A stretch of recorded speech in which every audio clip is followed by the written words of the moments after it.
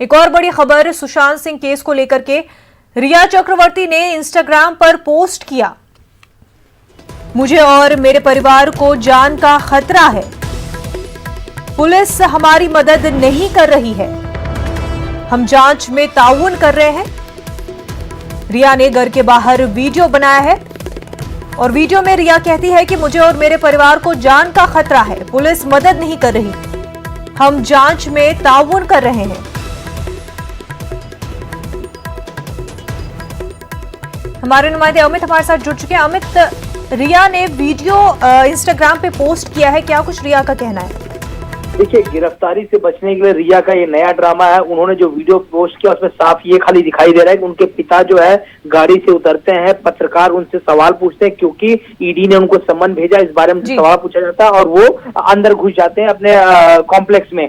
सिर्फ इतना ही वीडियो है और इस वीडियो से ये जताने की कोशिश की जा रही है कि उन्हें जान को खतरा। उन्होंने लिखा है, मुझे मेरे परिवार को जान खतरा है, पुलिस हमारी मदद नहीं कर रही, हम जांच में सहयोग कर रहे हैं, ईडी सीबीआई को मुंबई पुलिस हमें सुरक्षा दे, पुलिस से हमने मदद मांगी, उन्होंने मदद नहीं दी। तो अब उनका सारा गुस्सा जो है पत्रकारों पे फूटा कि कुछ वीडियो में सिर्फ पत्रकार जो है सवाल पूछते हुए दिखाई दे रहे हैं, क्योंकि पत्रकार अपना काम कर रहे हैं, सच्चाई सामने ला रहे हैं और सारी इन्वेस्टिगेशन में जो है पत्रकार सहयोग दे रहे हैं एजेंसियों का।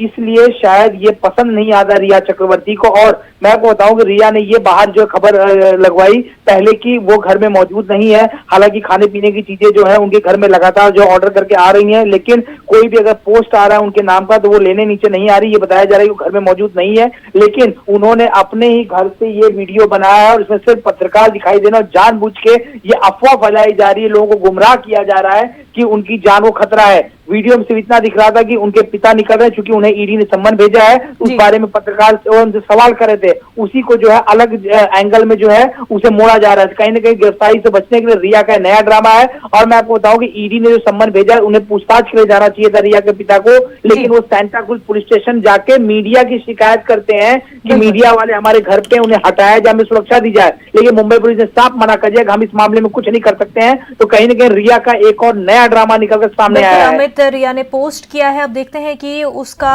क्या असर हो पाता है इस इन्वेस्टिगेशन पे, जबकि तेजी से रिया जो है इस पूरे मामले में फंसती हुई दिखाई दे रही है। बेहद शुक्रिया अमित आपका।